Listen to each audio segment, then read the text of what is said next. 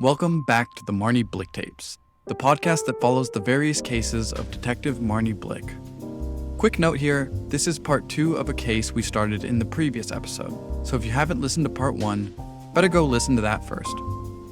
So here's what we've got on this case so far. The case we've named the Devious Dispatching of Adrian Costa.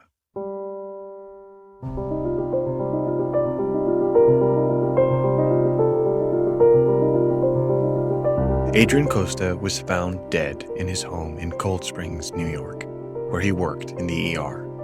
But this isn't just some random case for Marnie, because Adrian was Marnie's ex-boyfriend. In fact, he was with her right before Marnie's tragic accident. This is the first time we're on a case where there's a direct link between Marnie and the victim.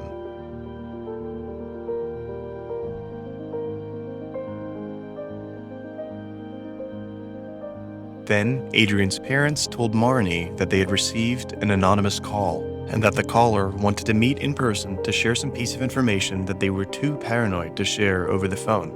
So, Finn went to meet with that person, and that's where everything went wrong. Where we left off, Finn was on the phone with Marnie, waiting for the anonymous caller. Out of nowhere, gunshots, and Finn is hit, but manages to get away. In the scuffle, he drops his phone. We hear footsteps, and someone picks up the phone, with Marnie still on the other line.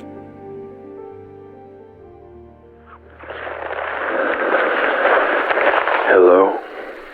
Who's this? Who is this? Where's Finn? Who am I talking to? Did you call the Costa family? Is this Marnie Blick? Did you kill Adrian Costa? So I'm guessing I didn't just shoot at you, huh? Who is this? Marnie Blick. I'll see you soon. Wait, who are you? At this point, we don't know who that was, but whoever pretended to have that anonymous tip ended up shooting at Finn. And that person clearly knew who Marnie was. In fact, judging by how he said it, we're assuming Marnie was his intended target.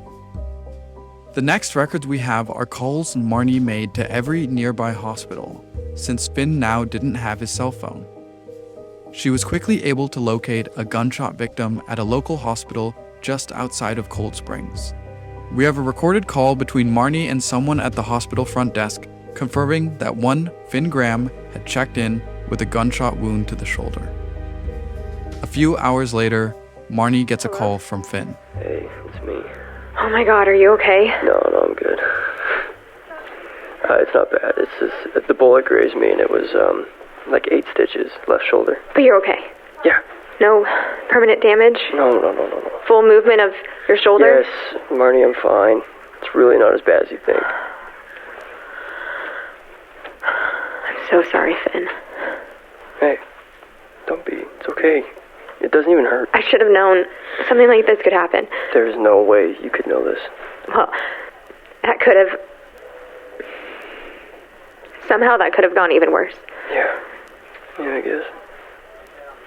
Who was that?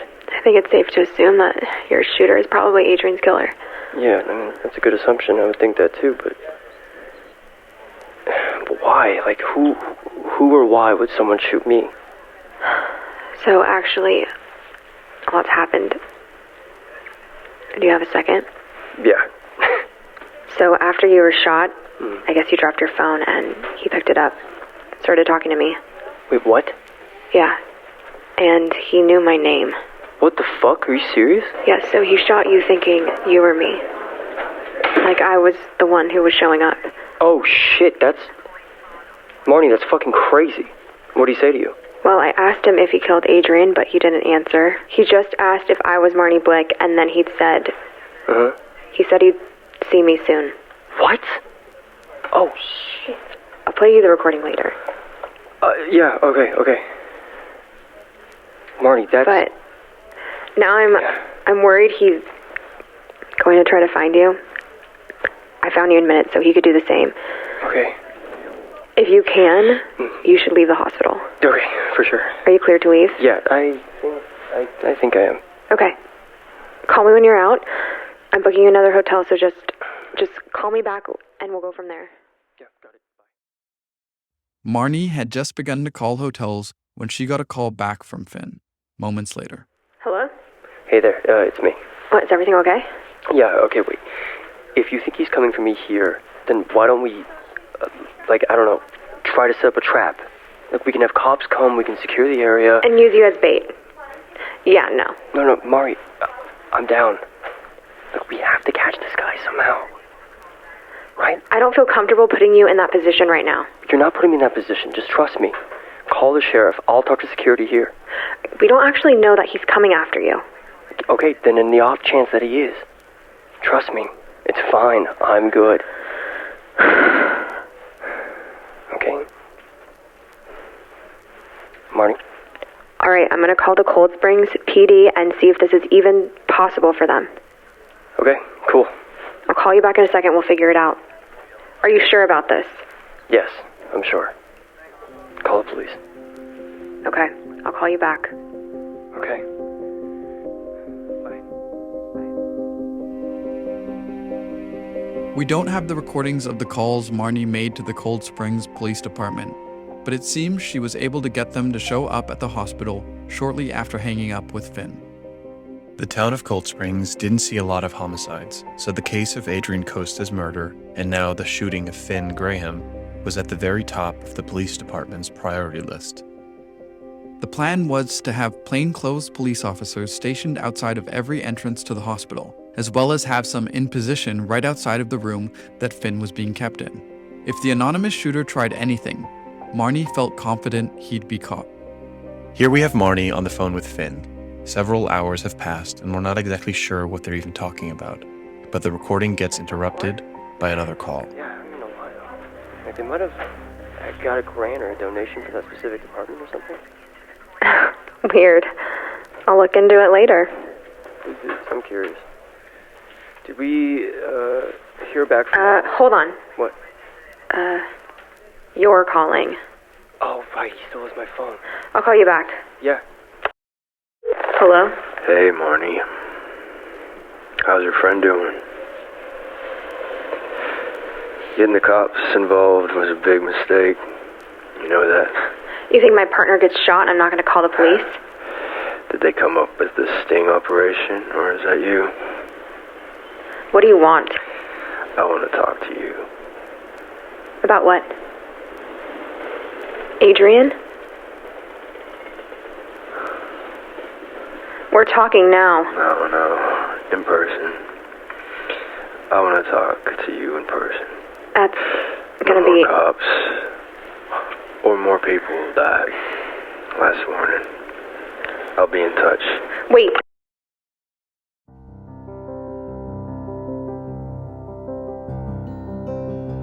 Needless to say, the shooter never showed. The sting operation was a bust. Now, if there's one thing we've learned about Marnie while putting together this first season of her cases for you, it's that waiting around for someone else to get in touch with her wasn't part of her strategy. Without any further leads on the killer, Marnie scoured her existing list of suspects. She did extensive research into all of Adrian's colleagues, associates, friends, patients, and again, she was drawn to the issue of Sam Allen. This was the man Adrian's colleague had mentioned to Marnie. His son had died at Adrian's hospital, and he felt that Adrian was responsible. And so, Marnie goes digging. She begins sorting through medical files from Adrian's hospital. How she got access to these is a mystery to us.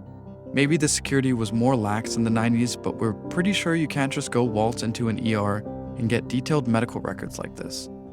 But as we keep saying, Marnie had her ways. In the hospital records, Marnie did end up finding no less than 14 complaints of medical malpractice against Adrian, all from Sam Allen. Sam had left countless messages for both Adrian and the hospital board, and ultimately the hospital had been forced to ban Sam from entering the premises due to repeated attempts to get to Adrian. The final attempt had apparently led to a physical altercation, but Adrian had decided not to press any charges. According to recorded witness testimony of the incident, Sam Allen had somehow gotten into Adrian's office and had been yelling at him. Then, in the hospital hallway, Mr. Allen assaulted Adrian, but Adrian was able to restrain Mr. Allen, and then security escorted him out of the building. Somehow, Marnie managed to find a number to reach Sam Allen on, and the following is their conversation. Who is this? My name is Detective Blick, and I'm reaching out about a recent homicide. Do you have a moment? Oh, what happened? Mr. Allen, do you know an Adrian Costa? Yeah. Yeah, I do, sorta. What is your relationship to him? Is this who this is about? Yes. Yes, it is. Wait. Is he dead? Yes, Mr. Allen, Dr. Costa was murdered. No shit. So what was your relationship to Dr. Costa? Wow. I'm sorry. Wow, that's crazy. I only knew him because he completely fucked my life up.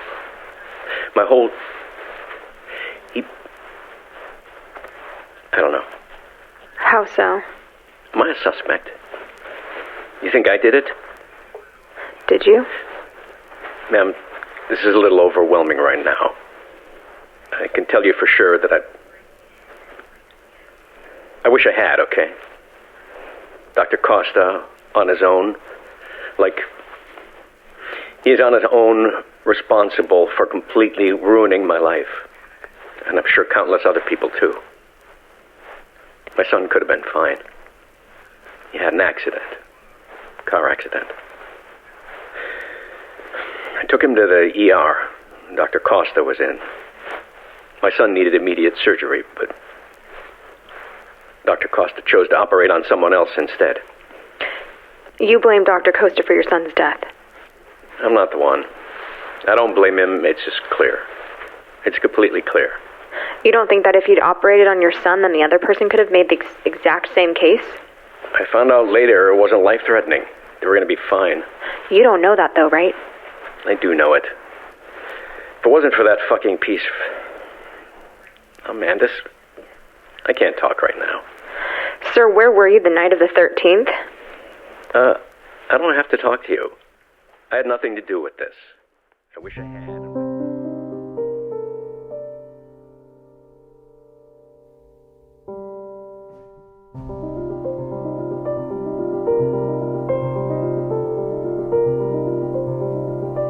What's obvious to us is that Sam Allen here's voice doesn't line up with the anonymous caller who shot at Finn. Maybe an accomplice? Either way, before Marnie had any time to investigate further into Sam, she got another call from Finn's old phone. From the person who almost killed Finn. Here's the tape we have of that phone call. Hello? Say hello. Say hello. Hello? Where are you? Hey, What are you doing? this is entirely your fault. You got the cops involved, so I got someone involved on my end. A hostage? We have to meet. I just can't do that. Yes, you can, and you will. Or this girl dies, simply put, and I move on to someone else, and someone else until we meet. Is that clear? What do you want? Okay, somewhere public. The Met Museum, Manhattan. Okay. See you tomorrow at 11 a.m. sharp. The Greek and Roman Art Gallery. The statues. Sure, and I just want to stress this again. I'm not playing around. And if there's anything fishy, if there's anything that feels off, anything. The girl dies instantly. That's on you. Tomorrow, 11 a.m. See you there. A hostage. That raised the stakes substantially for Marnie.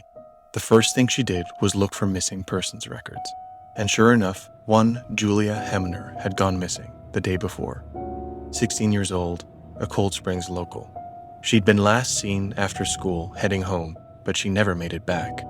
Her mother, Eileen Hemner, had filed a missing persons report late at night, Tuesday night.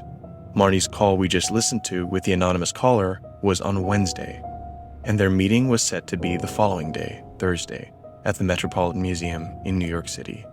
Time was of the essence. The first thing Marnie did was try to contact the kidnapped girl's mother, Eileen. Unable to reach her by phone, she had Finn stop by the apartment home in Cold Springs. Finn describes Eileen as a very in-shape young mom. She's a fitness instructor and physical therapist in Cold Springs. Blonde hair, blue eyes, just like her daughter, Julia. Here's a recording between Finn and Eileen. Finn notes that Eileen isn't the nervous wreck he'd imagine a single mom to be upon realizing her only child, her daughter, had turned up missing. Could you state your name for the recording? Yep, Eileen Diane Hemner. Great. And you're okay with me recording this conversation? Yeah, of course. Cool. Thanks. Okay, so thanks for talking at such short notice like this. Yeah, When did you last see your daughter? Monday morning, I think. You didn't see her at all yesterday? No, I don't think so. Was she home yesterday morning? Yeah, I'm pretty sure she must have come home. Okay. Did you see her Monday night? I didn't, no. She's really independent. She's often over with her friends at their place. You filed the missing persons report last night, correct? Yeah. Because she was just gone longer than usual? She missed her dentist appointment yesterday, and they called me. Okay. And then I called her, her best friend Erica. She's usually at her place. But yeah, Erica hadn't seen her. She said she just saw her leave school on Tuesday. So she was in class Tuesday, but then missed her appointment, her dentist appointment. Mm-hmm. They called you. Yeah. You called her friend, and then that's when you contacted the cops. Yeah. Did Erica have any idea where she went? She said that Julia might have hung out with her new boyfriend. Oh, do you know who that is? I don't know him. Has Julia talked about him? No, Erica's the first time I heard about him. Are you concerned about that? Not really, no. She's a big girl, and I trust her with that sort of thing. And I'm pretty sure she'll just pop up at any time now. Yeah. I honestly just called in the police report, just in case. Okay, yeah. Do you have Erica's number by chance? Yeah, of course. Cool. Do you think it'd be all right if I reached out to her? Yeah, definitely. Let me get it. Sure. And of course, I'll let you know if we find anything. Okay, great. Yeah. Thanks so much for taking the time. No, thank you. We imagine it must have been difficult for Finn not to tell Eileen that her daughter wasn't just going to pop up, but that she was kidnapped by a clearly dangerous man. Marnie had given Finn specific instructions not to tell her. She was worried that Eileen would then go back to the cops, and that was the one thing the anonymous caller had insisted Marnie doesn't do. For the safety of the kidnapped girl, Marnie wasn't ready to test the patience of the kidnapper. After getting the number of Erica Dorsey, Julia's best friend, Marnie decided it was best that she call her directly. Here's that phone call. Erica Dorsey? Yeah, who's this? Hey, Erica. My name's Marnie Blick. I'm a detective looking into Julia Hemner's whereabouts. Oh, right. Is now a good time to chat? Yeah, sure.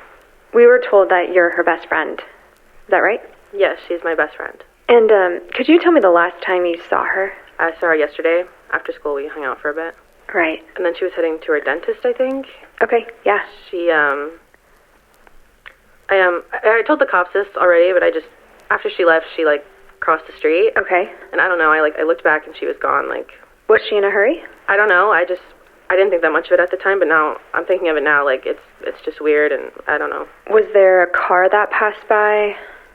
A van, something like that? That's what I'm I don't know exactly. I feel like I did see a van pass right around then. Is there a possibility the van stopped and Julia got in the van? I really don't know. That could be. I wasn't really paying attention. Were you able to make out the model of the van? I'm pretty sure it was the same car my dad has, just in a different color. That's why I remember it, but I'm not 100% sure. But, I don't even know if any of this happened or if I'm just making stuff up, in retrospect. Okay, well, I can look into it. Any information helps. Right. Do you know what model van that is that your dad has? Let me check. Dad? Dad. Dad, what's the car you have? The name? Yeah. Okay. It's, a Toyota Previa. Got it. Do you remember what color it was? It was red, dark red. Okay. And Julie's mom mentioned a boyfriend. Can you tell me anything about him? Yeah, I don't think it's like a boyfriend-girlfriend thing at all. Oh, okay. It's just a guy she met, I think, last week. I think he's older. Do you know where they met? I'm not sure, in like Westchester somewhere. Do you know anything at all about this guy? Not really. It's from the city, though. Got it. Okay. Okay, thank you, Erica. If there's anything more that you can think of,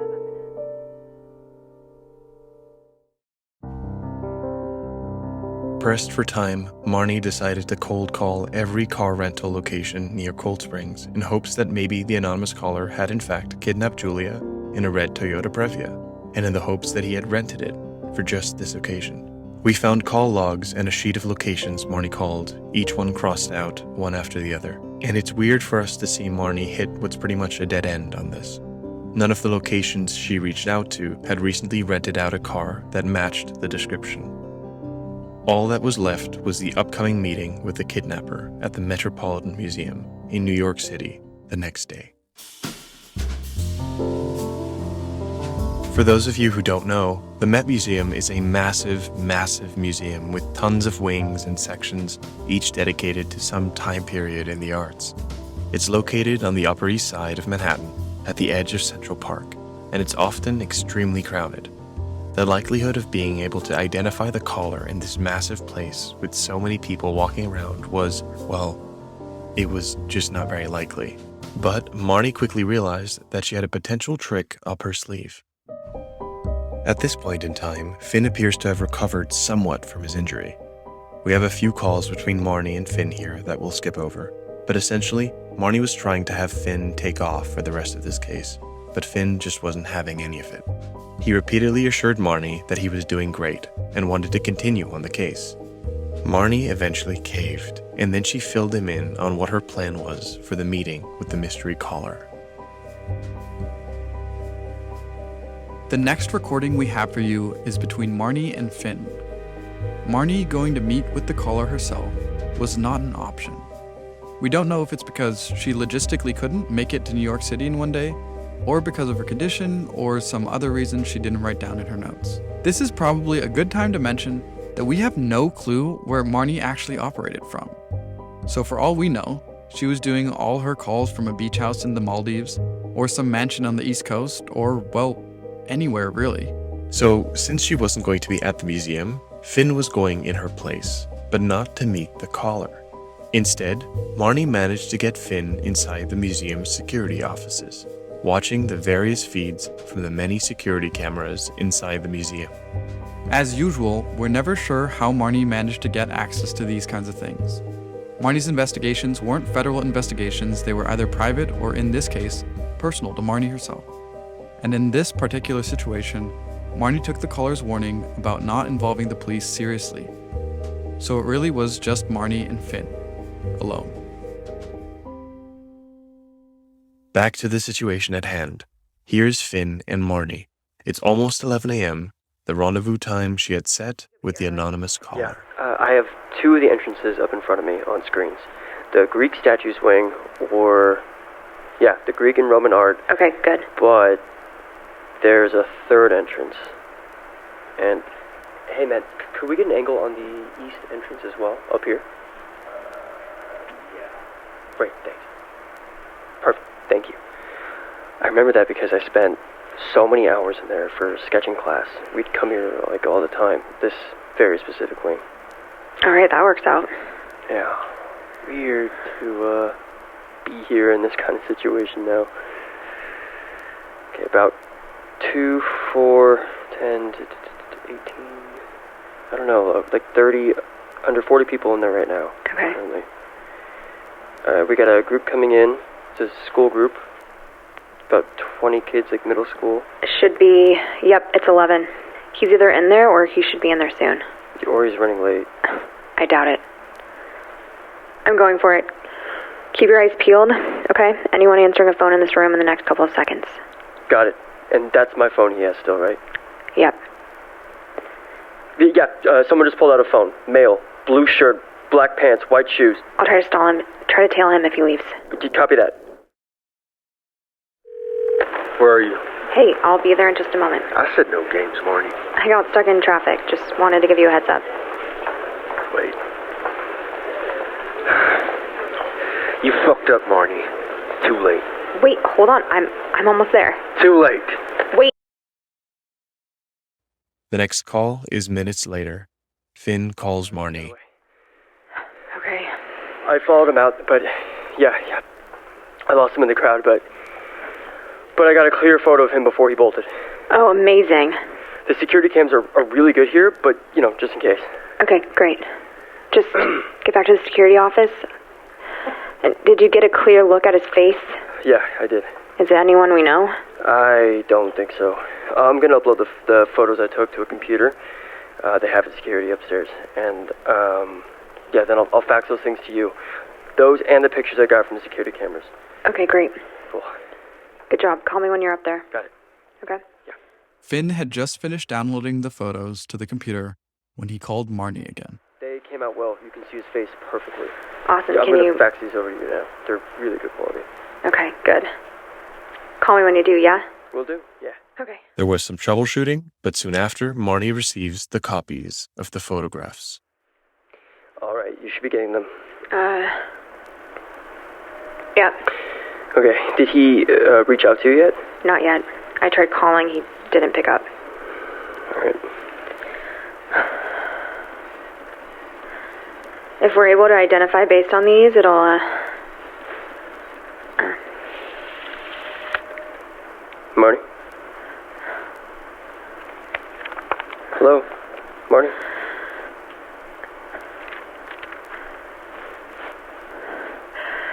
Finn? Yeah? The guy you sent me, this picture? Yeah. I know who this is. You're sure this is the guy? Yeah. This is Dustin Hall. This is the guy who hit me with his car. The accident I had. This is who did it. What do you mean? This is the same guy, yeah. Dustin Hall. And that's where we'll end this episode of the Marnie Blick tapes, with Marnie now in direct contact with the man responsible for her condition, Dustin Hall, the man who had hit her all those years ago in what she believed to be an accident that changed her life forever. As always, thank you so much for listening to our podcast. The next episode will be the final episode of this first season of the Marnie Blick tapes, so we hope you tune in for the finale.